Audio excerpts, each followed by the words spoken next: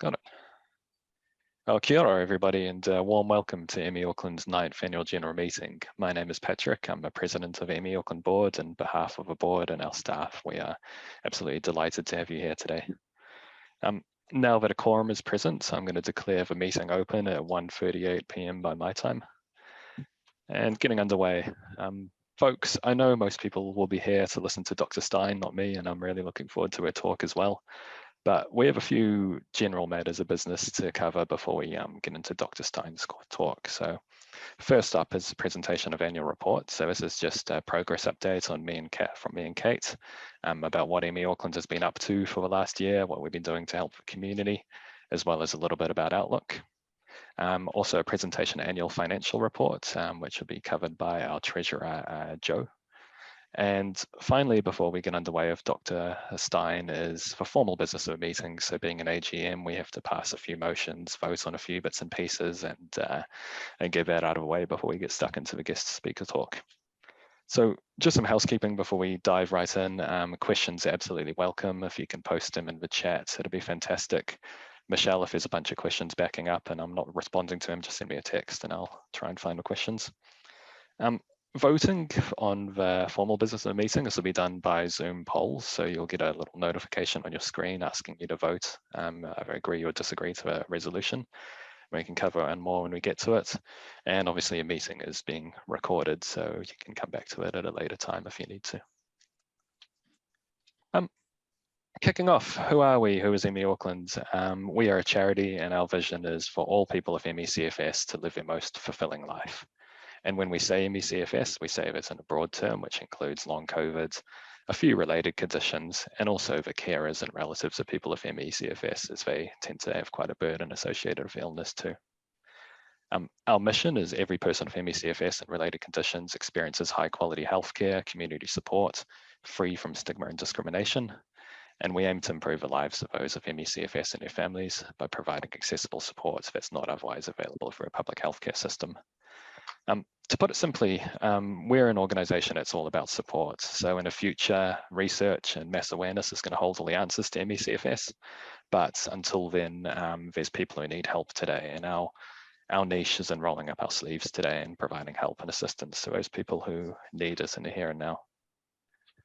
I'd like to kick off by providing three such examples of those people, free stories, things that people that we've helped over the last year. Starting off, our first person, this person was severely ill with ME CFS, they were housebound, and they also suffered from another condition which caused them to vomit every day. They contacted our support worker, client support coordinator, Natalie, but basically they were so ill that they couldn't talk for more than 10 minutes on the phone at a time. From these phone calls, Natalie gleaned that the lady was receiving no help at all from her GP. She was living off protein shakes, so she didn't even have a warm or nutritious meal. She was just literally living off protein shakes because she had no energy to make food.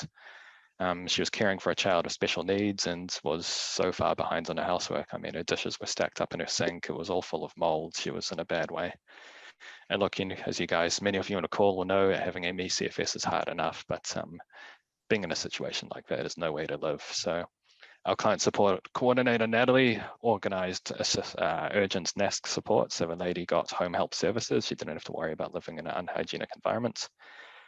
She organised delivery of nutritious heat and eat soups through Assured Respite Trust. So thank you, Wendy.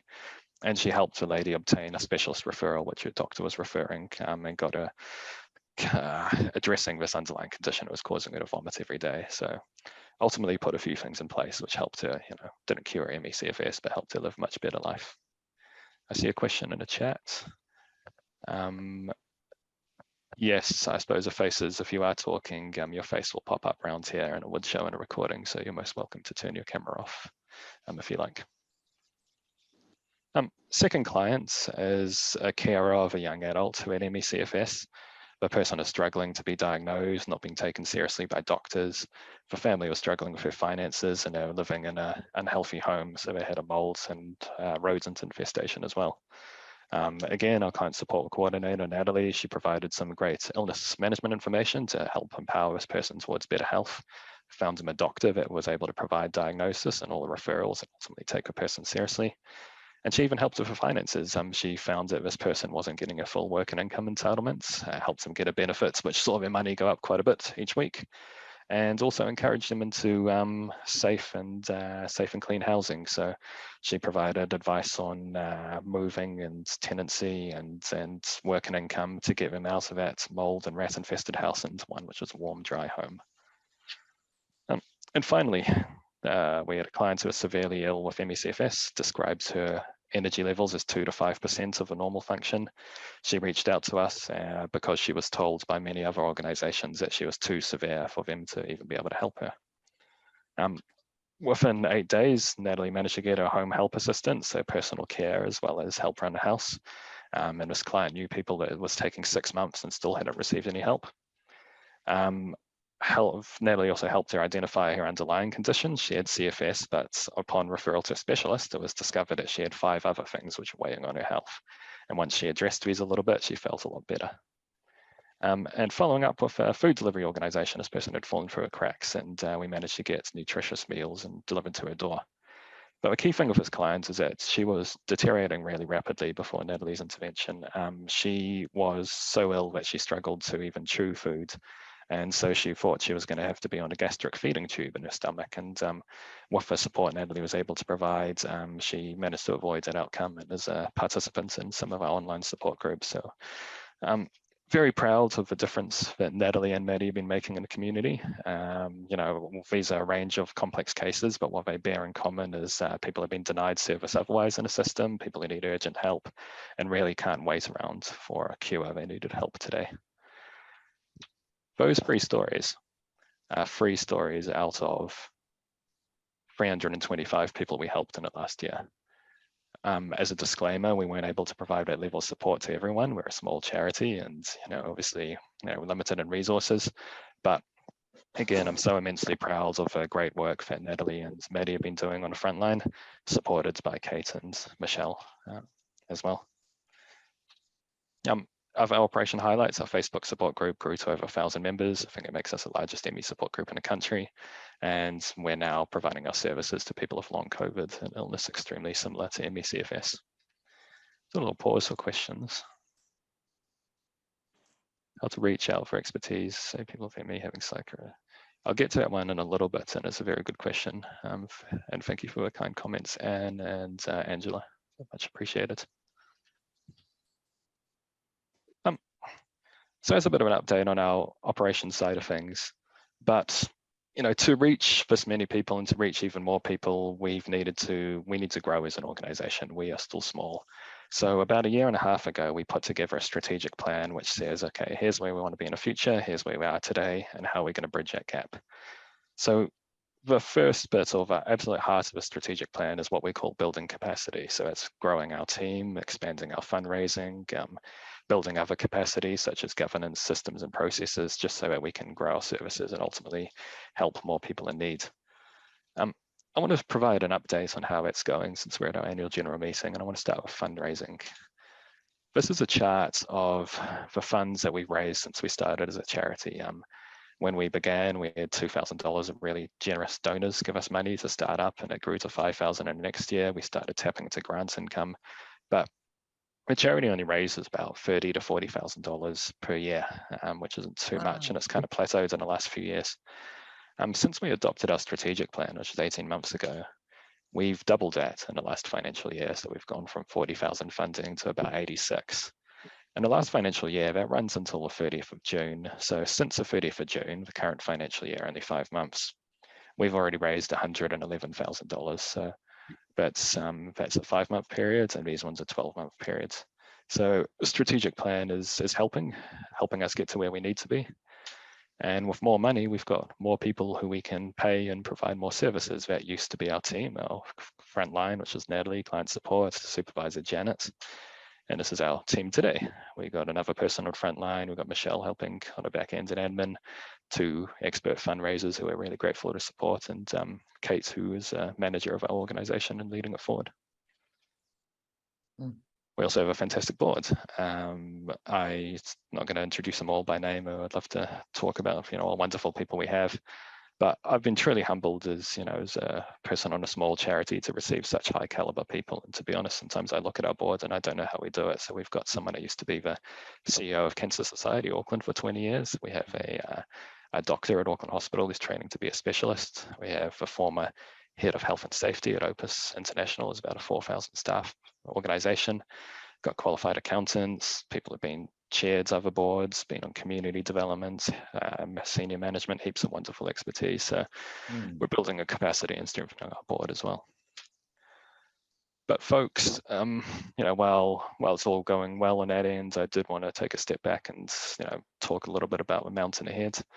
There's about 6,000 people in Auckland who live with ME CFS. That compares to about 1,000 people with multiple sclerosis in Auckland. So there's about 6 people with ME for every one of multiple sclerosis. And I throw that out there as just an illness that we're often compared to.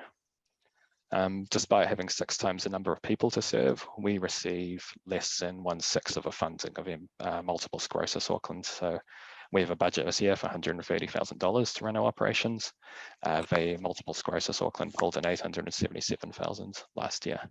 So we got 6 times the number of people, 1/6 of the funding, and in addition, we have a long COVID cohorts that are growing in number, and also we deal with these issues around stigma and misunderstanding and discrimination in the medical profession. So there is a big task ahead, but I'm confident we've got a great team who help us tackle that.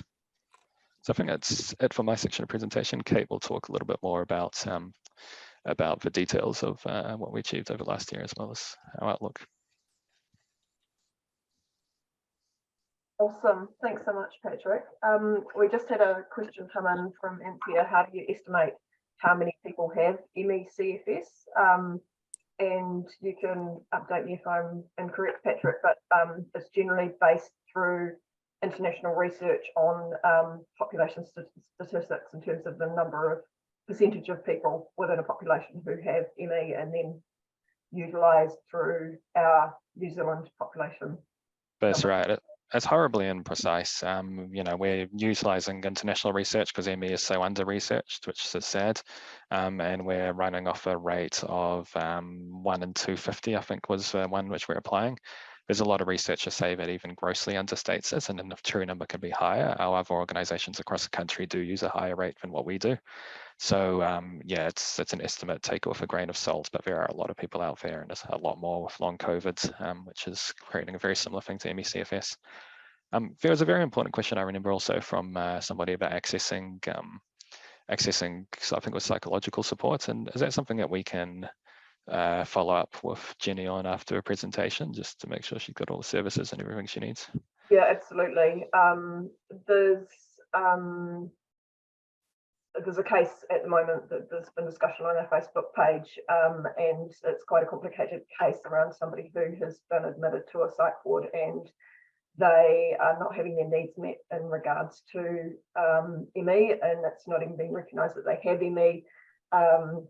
So Maddie's done a fantastic job in connecting with this person to talk about advocacy and what she can do. But Jenny, happy to touch base with you if you'd like to know more.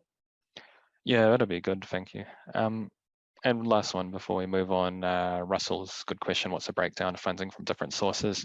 We're pretty much all grant funded.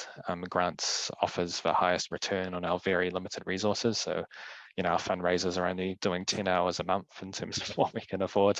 And 10 hours a month, you're not going to be standing on street corners doing collections and, running bequests and regular giving campaigns and all that sort of stuff. On our grant side, we're pulling in north of $10 for every dollar that we spend on grant funding. So if we invest, say, $10,000 on going for grants, we pull in about $100,000, and there's nothing else that offers that ratio. So that's where our current funding's coming from. But the problem with grants is if you don't use them, you've got to return it. So all the money we get, we have to use. We're not really building up any big cash funds, and which helps our resilience. And we're looking to broaden our streams a little bit. Alison, very happy to have provided that support outside. We usually do sort of direct services in Auckland and some online ones outside, but where there's a need, we also provide it outside of Auckland. And yep, thank you, Jenny. If you can contact Maddie, who's our current client support coordinator, that'd be great. Awesome. Thanks, Patrick.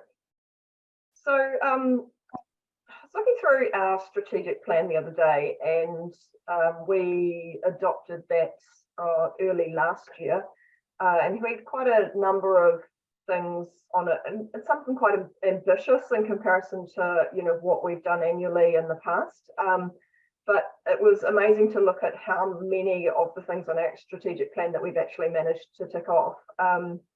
So when COVID sort of hit, we adapted and started online support groups because we couldn't run our face-to-face ones. And we've held regular online support groups all year, generally a couple of times a month, unless resources have been a bit tight and then they've been pushed out to a month, but generally every 2 weeks. And then recently we also started back up our South, East and Central face-to-face support groups, which is fantastic to have them back up and running. We also secured funding from Te Whatu Order to develop and produce a comprehensive long COVID online support tool. So this is actually a series of 13 videos, and it goes right from talking about what long COVID is, what the symptoms are, how you might get a diagnosis, to all the various options of symptom management. So we've got a specific video on POTS because POTS is quite prevalent, and it's not something that a lot of doctors will consider as part of the viral illness. And then talk about lifestyle interventions, so diet and sleep and pain management and those sorts of things, as well as then looking at how to get the most from working with your medical professional, with tracking your symptoms and using symptom lists and advocacy and that sort of thing. And then the last video is on other support services that are available, whether that's sort of mobility kind of parking stuff or advocacy support, work support with your employer, or work and income financial support, as well as the various ME CFS and long COVID sort of support groups and organisations across New Zealand. So we're working on that at the moment and hoping to launch that next year. So that's really exciting. And our plans are hopefully to be able to kind of utilise that and use it for the ME space as well.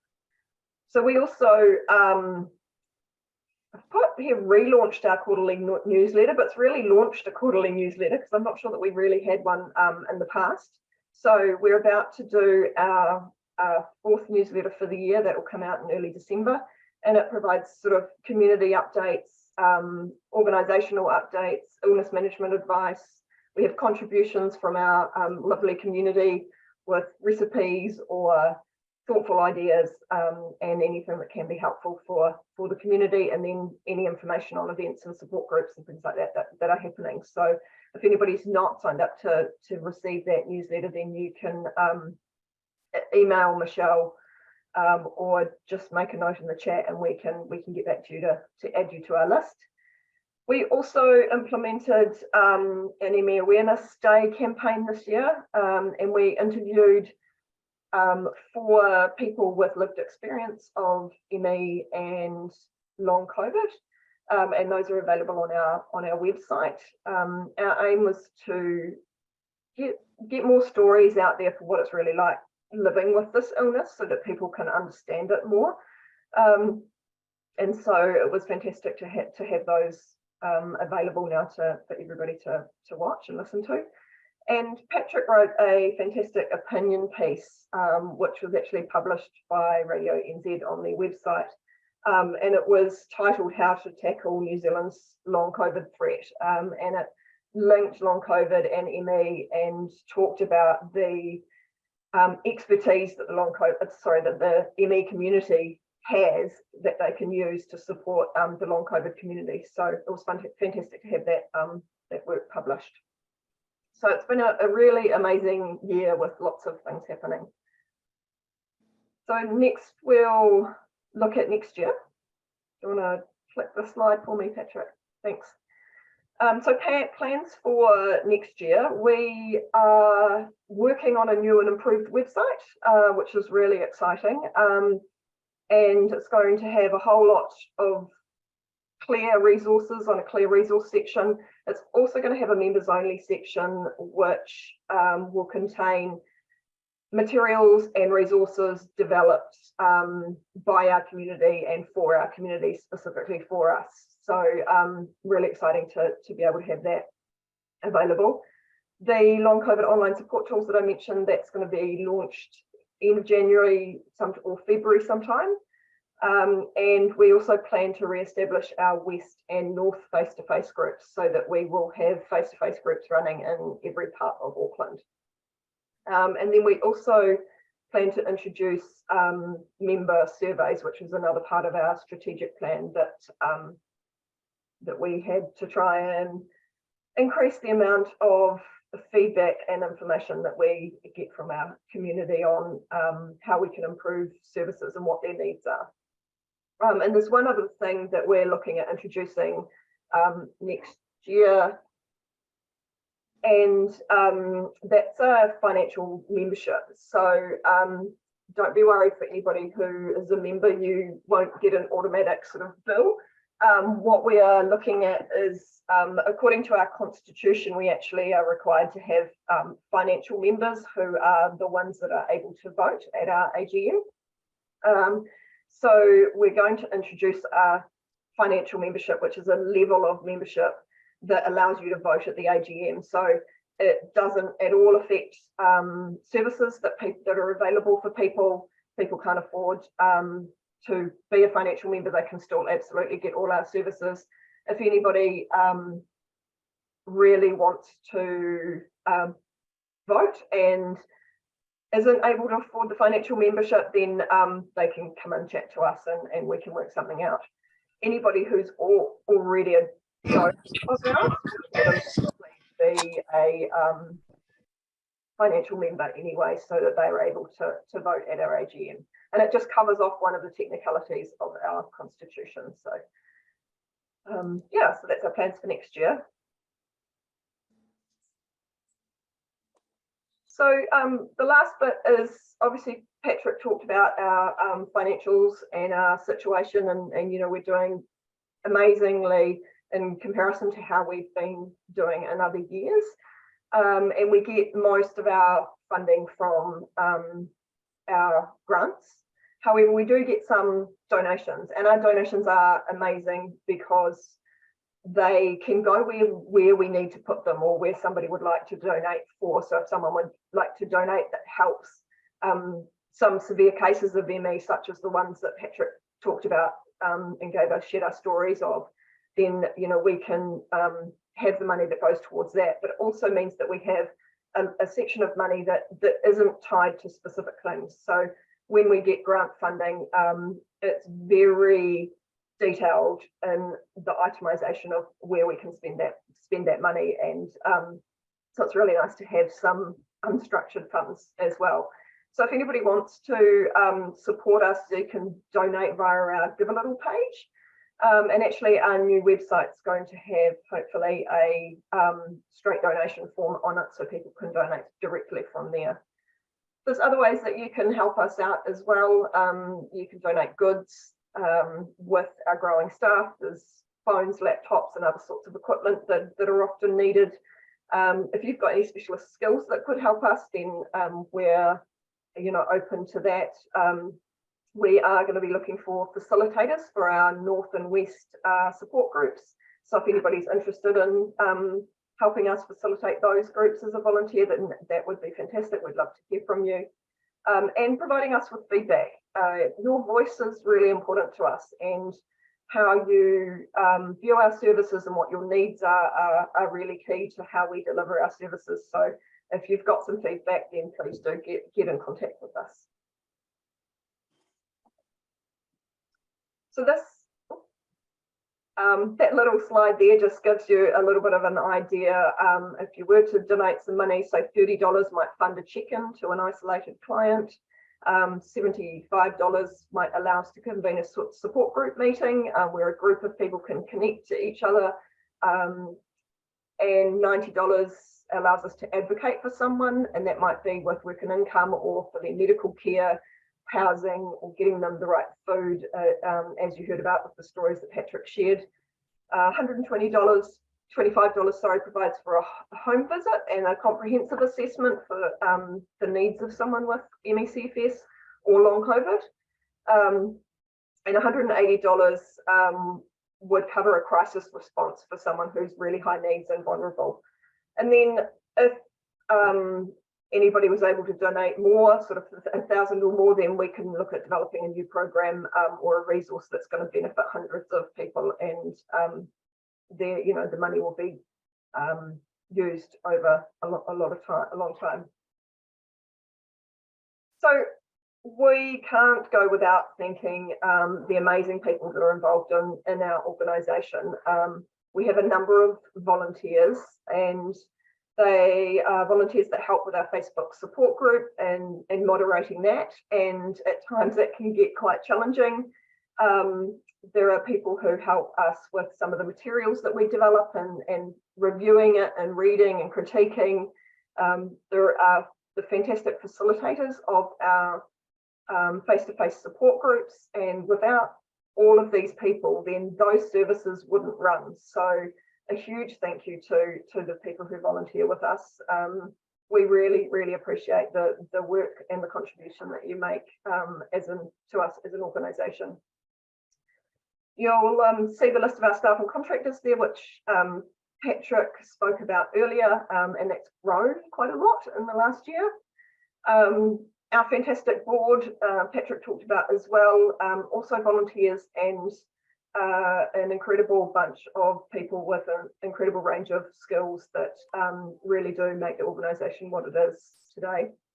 And then finally, professionals, Dr Anna Brooks, who's supported us with long COVID work, Professor Warren Tate, who is continuously supporting us with ME CFS and long COVID work, Derek McDowell, who does our auditing, and then the Long COVID Resource Project Advisory Group, of which there's about 15 people who have provided advice and input onto the content of our long COVID resource videos. There'll be people we've perhaps forgotten on the slide, and number one is my sincere apologies, and we do appreciate the contribution of everybody a lot. We put this together quite quickly this time, since we're working to a deadline on the long COVID videos for tomorrow, aren't we, Kate? Film crews up from Wellington, we start filming, so this has been a bit of a rush presentation, but look, everybody's contribution makes a difference, and the service really makes a difference, and without you guys, it's not going to have happened. Thank you. So, and also we can't go without mentioning our amazing funders. So Foundation North, Four Winds Foundation, Milestone Foundation, Lottery Grants Board, COGS, and Blue Sky Community Trust, and then last but not least, our generous donors. So thank you so much to those people who provide the financial backing that keep this organisation going. Yeah, and I also want to say a heartfelt thank you to our outgoing treasurer, Nerja. So Nerja has been volunteering for the organisation as our treasurer for nearly 2 years, I think, in total. And despite having no personal connection with ME, she's just, was really, really kind-hearted person who just wanted to help. She's helped the charity, process a number of transactions, navigate some complex things around annual leave entitlements, and stayed on board for 4 or 5 extra months past her resignation just to help get our performance report out. And personally, I found Nerja just the kindest, most warm person to work with, and I miss her a lot, having her on the board. Now, Kate, I think before a formal business, we're going to go over to Joe for a financial update, but I haven't seen Joe on the call. Are you guys see her yet? No, she's not currently present. Not currently present, okay. In that case, gosh, I've forgotten the date of the minutes here, haven't I? Oops, it's a bit of an oversight. In that case, we might move on and just get to a formal business of the meeting. What do you think, Kate? Or do you want me to provide a quick financial update? No, I'm happy with whatever you decide there. The date for the last AGM was the 16th of November. 16th of November, fantastic. I'll write that down. So yeah, this is a formal part of a meeting where members of ME Auckland get to vote on a series of resolutions and a re-election of our board of directors. How it works is I put forward a motion, somebody offers to second it, and once it's seconded, you should receive a Zoom survey link up on your screen, and you can either vote in favour or vote against.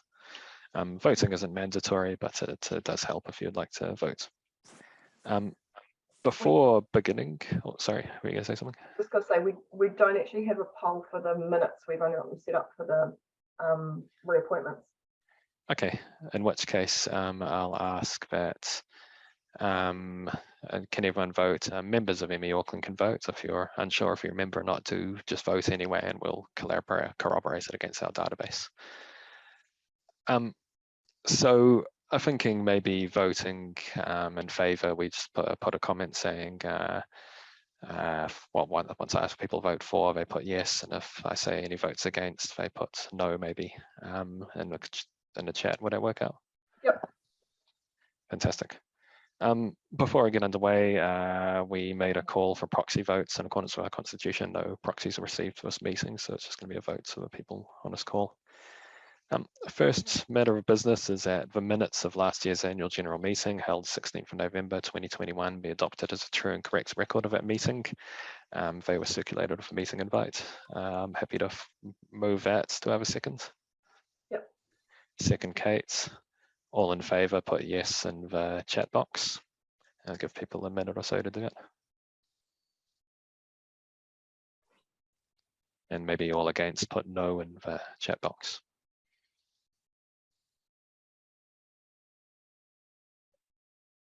Got yeses. I'll give it 5 more seconds for various no's.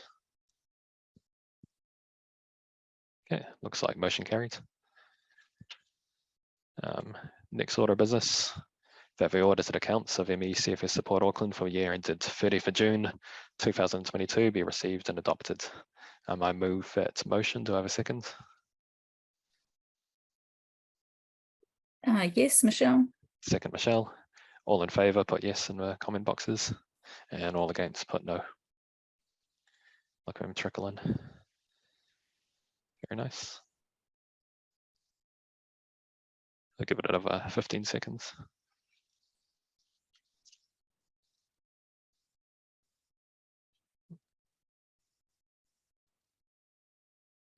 Thank you all. We'll get on to Dr. Stein soon, I promise.